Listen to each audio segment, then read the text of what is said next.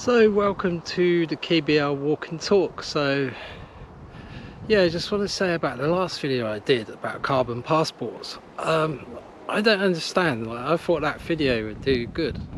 I put a picture on there of the passports and with the United Nations on, and I don't know if it's boring, I don't know, maybe it's not your cup of tea, maybe you like more stuff about the immigration, the illegal immigration, but I thought I'd put it out there anyway, because for me, I want to know about these things, and then we can plan ahead and fight it, and like the more we know, the more prepared we are, the more we can do about things, because if we don't know anything, and then when it happens, it's way too late, so it's better to know and then be informed, and then we can try and fight whatever battle comes up. So basically today, I want to say, is the UK becoming an Islamic country? And it sort of feels like it's being pushed in that direction, because you've got the government, you've got the royal family, especially Prince Charles, going out of his way to do certain things to promote it, like what was it, around, when was this, I think it was like a couple of months back, the Eid, and there's pictures of him eating dates, and then wasn't he saying something in Arabic? And then you see, I think it was on BBC, I can't remember if it's BBC Two, but there was footage of the mosque in Bradford. I just thought, like, it's unbelievable to think like this could happen, because like, if they're only supposed to be 6% of the population, and what's their figures now? I think it's like 4.5 million this year. So is that enough to warrant full coverage on TV when it's still a Christian country? So yeah, and a lot of policies have been pushed in this direction, and they're arresting a lot of people for Christian views and silent praying and all sorts of stuff. So it's becoming more anti-Christian, and the promotion of Islam is increasing all the time, and like a massive increase in the coverage it gets and all the policies, and it's like they're becoming the favourites, and even Reform are bending over for it. And Reform, that's another thing, they're controlled opposition, I tell you. I'm not messing about. You just look into them. Farage just says whatever he gets paid to say. He's just a money man, he's making money out of this, he doesn't care. You know, all the things he's come out and said in the past, and then when you question him now, he doesn't want to say any, he don't want to say much against it, he just wants to go with the mainstream. He's even kicked out loads of people in the party because their views against Islam. And wasn't their chairman, he was a Muslim, then he left, then he come back. Rupert Lowe, because he was too much for them. Like, that's the thing, isn't it? Anybody's going right out there to go against the establishment and actually do some real good, they don't want them in there. But yeah, you have to wonder, don't you, what is the motives behind this, as they push along and keep promoting this new religion for Britain. Well, it's not a new religion, but the new official religion, shall I say. Oh yeah, I want to do some podcasts as well soon. So I was looking at Descript, because I tried another one on Microsoft, and it just wasn't working for me, because I couldn't get any sound. I could record the footage, but I couldn't get any sound. And then Descript, I found it a lot easier to use. So you can do like an hour of footage every month for free. So I want to try that, because that was originally what I intended to do. I wanted to do podcasts, that's why you'll see in BitChute it's called KBL Podcasts. But I still word it's KBL Walk and Talk. But on the address, official channel name is KBL Podcast. I didn't want to change it, because then people lose you, and then you just, yeah, it's harder to find you. But yeah, so that's something I want to do. I'm going to try and do it today or tomorrow, get that up and going, and then I'll be able to do some more videos. And I think then I want to learn also how to share the screen, and then it'll be easier for me to share details and stuff, because these videos I enjoy going out, but it just takes time, like looking for pictures and having things on. At least if I do the shared screen, I can read through it and share it with you so you can see it, so you don't just think I'm making it up, which I do look into a lot of this stuff. But yeah, let's get back to is the UK becoming an Islamic country? So in the UK there is something between 1,500 to 2,300 mosques, and I tried to look into this, but I'm getting so many different figures, because the thing is, even if it's an Islamic centre, I'm pretty sure it still works as a mosque, and I think that's just a way to establish an Islamic presence, like a prayer centre in any town or city. So like if you go to London, they've got the biggest mosque in East London, I think, yeah, I can't remember what it's called, but I'll put it on there after. And then like Bradford, you've got loads, Birmingham, Bolton, you've got a few, Blackburn. But yeah, I think it probably is closer to 2,300, because they're opening up so fast as well. So it's unbelievable, because like the town I live in is a small town, like 20,000 people, just over 20,000 people, and they've got a mosque here. The town I grew up in, that's got something like yeah, it's got one mosque as its Islamic centre. And then I couldn't believe it when you got like Blackburn, it's got 48 mosques, and I think the population is over 100,000. But in Birmingham they've got 194 mosques, and that's like 1.1 million, 1.2 million. And then you got Bradford's got 70, Bolton's got 39. Yeah, Manchester's got quite a few, and then obviously like Leeds and Sheffield got a few. I think Liverpool seems to be the only major city that doesn't have many, because I think it's only got 3, which is unbelievable. But I expect that soon change. Also, what else? Yeah, so yeah, Blackburn, 48 mosques for 100,000 people, and they're not all Muslims, so I think it's like 50%. There's a big Muslim population in Lancashire. Not sure about Liverpool, because they only got 3 mosques, so don't think it's as big there. But the rest of Lancashire is quite big, because you've got Blackburn, Burnley, Blackpool, I guess, have a few. But yeah, when you consider like Birmingham's got 194, and that's out of 1.1 million people, 1.1 million people, and yeah, they're not all Muslim. I don't know what the percentage is. I think the highest percentage of Muslims in the UK is London. So yeah, it's supposed to be 4.5 million now this year, but the census in 2001 showed there was 1.6 million, and then the next census in 2011 went to 2.8 million, so nearly doubled. And then the last census in 2021 there was 4 million.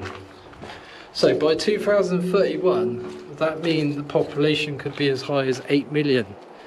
But with current immigration it could be much higher, because they're just allowing thousands of boat people in, plus all the low skilled workers classified as high skilled workers when they're not really high skilled workers. Because how can you consider care home, no disrespect to people working care homes, and I'm not saying it's stupid or anything like that, but I'm just saying if you're just a carer, it's not a job. Yeah, it's a job that's needed for the old people to look after them, but it's not a high skilled, like it's not like engineering, something really technical, is it? Because that's what I'd consider high skilled.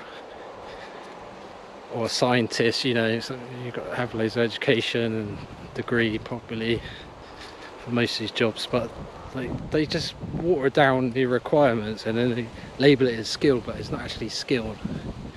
It's just a way to get people in, because then they can keep to the Kalergi plan. So yeah, they can do it on so many levels. So you've got the boat people which could be an army, could be, yeah, it could be an invaded army. We don't know. All we know, it's just all men, and it's like all military men, and they're coming in high numbers. Why don't they go for the airports? Because if they claim asylum, they let them through anyway, I'm pretty sure, because once you claim asylum, but instead they're paying 8 grand or 10 grand to come in. It doesn't make sense, does it? That's something what needs to be looked into. And yeah, they're still in the hotels, they're still illegally working. So it's a whole system, isn't it? It's like, come here from countries that are not at war, then they're working illegally, and they're renting an account, they're breaking so many laws and legislation, and then you got on top of that, you got them hiring bikes, which I don't know how that's possible again. I think someone mentioned it before, I can't remember, but it's basically they're hiring these, renting these bikes, and it's like, how are they doing it with no ID, or are they getting these bikes with the Home Office ID? I don't know, because I know they do special passports for them. Because I remember a guy I worked with he was from Iraq, and he had a special document so he could go back to Iraq. So he went the Iraqi passport. It was like a travel document issued by the Home Office, which allows him to go back to Iraq. But then that just sums it up, doesn't it? It's like, it's just a mockery, isn't it? It's like, if you escape from that country, why are you going back there on holiday? If it's supposed to be that dangerous, why can you go back? So yeah, and his arrival by the boat people is nearly up to 50,000 now this year. It's soon going to pass over that number. And then talk about all these policies, like one comes in, one goes back, but that's only on condition if France accepts them, because basically if they have a criminal record, then the French don't want them, so then the UK is stuck with them. And yeah, that's not going to work, is it? And it's just lies after lies. And then we find out the dinghies they're coming on are being sent back to France. There's a video with this lorry that picks up the dinghies from the dock in Dover, and then that lorry goes onto the ferry and back to France. It's just like unbelievable. They're like slapping our faces. They're slapping us right in the face, rubbing our face in it. And what winds me up, they say about these places what want a white only village, white only town, where there's a few developments around the world. So I think it's called Orange Town, or Orangey. What's the Dutch name for orange? Orangey, something like that. I'll put it on after. Basically, there's a town in South Africa where it's just all whites. So Dutch, white Dutch, South Africans, and basically they set up their own community, and then I think there's gonna, well, they're in the process of setting one up in America. Is it Arkansas? And now they want to set up one in Wales. So it's all different people, they're not all the same people. So in Wales they want to set up a white only town, and then all these people on Talk TV basically saying, oh, it's segregation and it's fascism, but it's private land, it's up to them what they want to do. And then on the other hand, what about this group of Muslims in the UK want to set up a Muslim village? Is that any different? So that's only going to be for Muslims, not Christians, not Hindus or Sikhs. So yeah, is that like one's acceptable and one isn't? But the thing is, I couldn't go there because, well, my partner's not white. Yeah, okay. So, well, I could go on my own, but then it wouldn't be fair. But I'm not bothered about it. I mean, I agree with it, because I can see, like, basically things are getting that bad, and if you're in that situation, why are you going to want to live next to Pakistanis who go around raping young girls and molesting young girls, and then you've got all the North Africans doing the same, and you've got these psychopaths attack people for criticising their religion. It's like, how can you like risk prison, like harsh prison time or death over a book? It's just mental. And like, none of them know if this book is actually real. It's like, you know, like, was it written by a real person? They don't know, do they? They just blindly believe in a religion which they have no idea who wrote the books. And I'm starting to think, I'm really starting to believe that like all these Abrahamic religions are just here to control us. They just want to use it to basically, yeah, one, to control people, two, to cause division, dividing people. But they just want you to like, they also want elements of radicalization, because a lot of things are instigated, a lot of things are pushed and engineered to happen. But I do believe, yeah, I believe in, like, I do believe, like, when you look at it, like Christianity, I don't know 100% for sure, but I just feel like, is this control? Because you look at the cross, yeah, why have a cross on a church, celebrate the cross when Jesus was supposed to die by the cross? So if that was your family, someone you loved, died that way, yeah, you wouldn't want that in your house, would you? You wouldn't want to be constantly reminded how Jesus or your loved one died, would you? I just don't understand that. And with the churches as well, it's like in Jesus' time, he used to walk around, talk to people outside. It wasn't no religious house. And it's like another thing, like Jeff Berwick was saying about the cross. When the cross is folded out, like what was it, if a cube, yeah, I don't know if I explain it right, but if you have a cube and then you open it up, say it's like folds out, it folds out like a cross, and then when you put it back together it turns into a cube, and the cube is quite satanic. They say the cube of Saturn, and then you've got the famous cube at the Raj, where they chuck the stone at it anti-clockwise, which is very satanic. And then the Jews wear the cubes on the top of their hats. This is what basically what I have seen with the Jews, and I know like Islam, they throw the stone at a cube. And I think I have heard about the cross, or I've seen it. Actually, I've not heard about the cross, but I have seen it. Like, I think I was doing a maths class, and then basically you got you know, it's part of maths when you do the shapes and how many sides the shapes have. Yeah, it was on that subject of maths, and I didn't think of it at the time. I didn't, but then I went into this. I was like very asleep, and then COVID happened, so that woke me up a lot. Yeah, and with the churches, yeah, going back to them, a lot of them look very old, and they can't be only like 100 years old. They must be much older. And then you got the spires, which are probably like part of the Tartaria. They're probably like power stations for collecting energy before. Not all churches, but quite a few cathedrals and some churches have got the spires on the points on the sides, which could have been there to basically gather electric from lightning, from plasma. I don't know how it works, but well, I know like basically plasma with electric hit the spire and then it charges the building.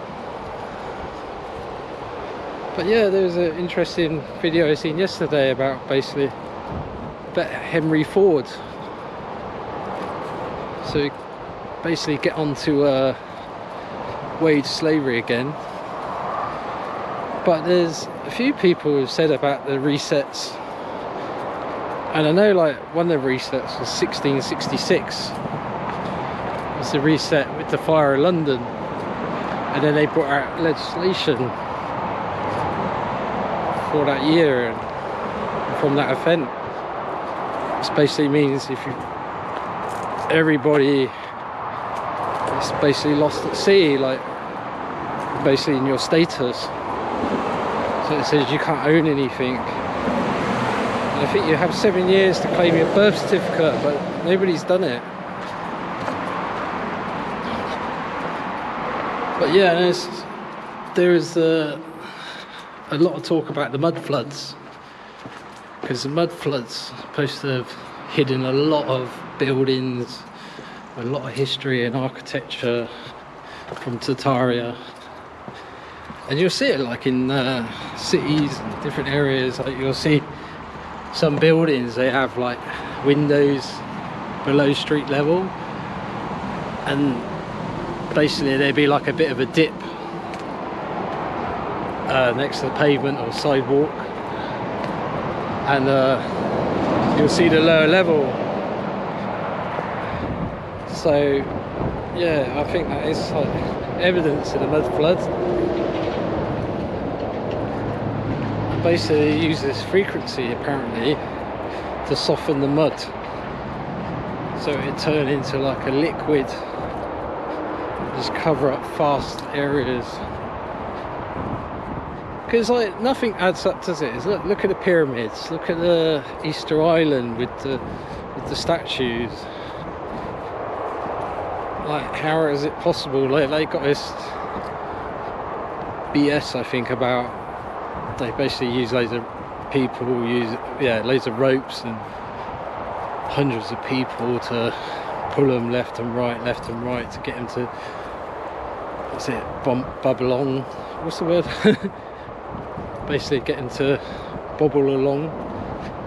But it's just so nonsense, isn't it? It's like everything. Last year there was loads of people who gained British citizenship, so it was granted to 215,000 people, and the biggest groups, so the biggest nationalities to be granted British nationality were India. So India was it 19,500, and then Pakistan 17,300, and Nigeria 7,500. So what I should have said was that was the three biggest for non-EU countries, but India and Pakistan are the two biggest anyway. And then Italy had over 11,000, which you could say is high, but they are closer in geography wise and also culture wise. And if you consider like the history of Italy and the UK is a lot closer and a lot longer than the history of India and Pakistan. And also they're going to assimilate a lot better than the other three nationalities, what I said before. And what I don't understand with India, I'm very sure they don't accept dual nationality, so they shouldn't even be allowed to apply for British citizenship. If they're not allowed another citizenship, why are they allowed to do it? So I don't get that. When people move here, there's a few countries where they're not allowed dual citizenship, but the UK still hands it to them. But I think it's just given out too easily. It's like in Ireland, it's like, I think the asylum seekers don't even have to pay anything for the citizenship application, and then there's no English test in Ireland. At least that's one thing the UK has got. They've got a couple of tests you have to pass to get it, because it should be like straightforward, they just get it without being able to speak the language. So Ireland needs to change that, and Sweden as well, because there's no law of a requirement to speak Swedish to gain Swedish citizenship. And look how many problems they've had. But I don't know if it's too late for them now, because even though they've pulled back, and I think, was it last year, there's only 6,000 immigrants, asylum seekers were allowed into Sweden. They've got incentives to pay them off, so I think they get offered 34,000 euros to leave Sweden. And they've cut access to benefits, they cut access to citizenship and residency, because I think they have to pass a Swedish test now to gain that. So they've tightened up things, but then you still got the gangs there, and unless they can be deported, they're just going to keep causing trouble. So these liberal countries, they never learn. They keep being naive, and they keep doing all the virtue signalling, and then what happens? We've seen stories where there's a woman in Spain who accepted a migrant into her house, and then he took over, and then he started abusing her. And there's a guy in Germany who moved into a house because these people accepted this migrant into their house, and then what happened? He started being aggressive and threatening them. So you've got to stop being naive. It's like, at the end of the day, stop worrying about what people think, because at the end of the day, if you're one of these and you want a virtual signal and you don't care about people getting raped, you can deny it. You can keep ignoring things happening just so you can be accepted by all these people. But I tell you what, all these people who follow all this virtue signaling, they're assholes anyway. They're all brainwashed, indoctrinated. You don't want to be around these people. They're not intelligent, they're not good people. I've seen it like these cyclists. I know it's a slightly different subject, and maybe I'm being unfair, but what I'm trying to get to is basically, you see cyclists supposed to be doing the good for the environment, but they're so angry and horrible people, you know. Not all cyclists, I can't say 100% are all bad, but I've seen so many where they're just like horrible people, but they're supposed to be the ones who care about the environment.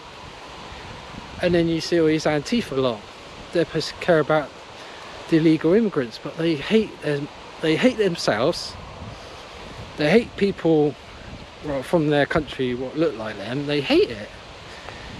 It's like, I don't understand this logic. Why do you hate? I know sometimes, yeah, you can move abroad and you're like, you could be American and you could be like, oh, I hate some Americans, and you could say the same for English. You could say, oh, there's some really bad people in the council estates, or you say projects in the states, and they're really rough and they're troublemakers, and yeah, there's that in every nationality, I think. But what I'm trying to say is, like, why do you hate on yourself? Yeah, there's always elements of society you dislike, and there's groups of people you dislike. Like in England, say chavs, but not all of them are bad, you know. Like, some are good people. It's just different background, different circumstances. Yeah, some are really annoying, but they are your own people. Same in America, you might say, I don't like the trailer trash people, which is unfair. Like, they could be good people, you know, but they're still Americans. You know, they're your people. But when it's Antifa lot, they just love all the immigrants, and then they use the very thing they're supposed to be about stopping, fascism, they use it on other people. Because if you have to shut down people, you are really being a fascist. You know, even though they wear, like, they're supposed to be anti-fascists, but they wear black, like Mussolini. Where's the logic in that? They wear black and red. You know, Mussolini wore those colours, didn't he? Mostly black, but red as well, I think.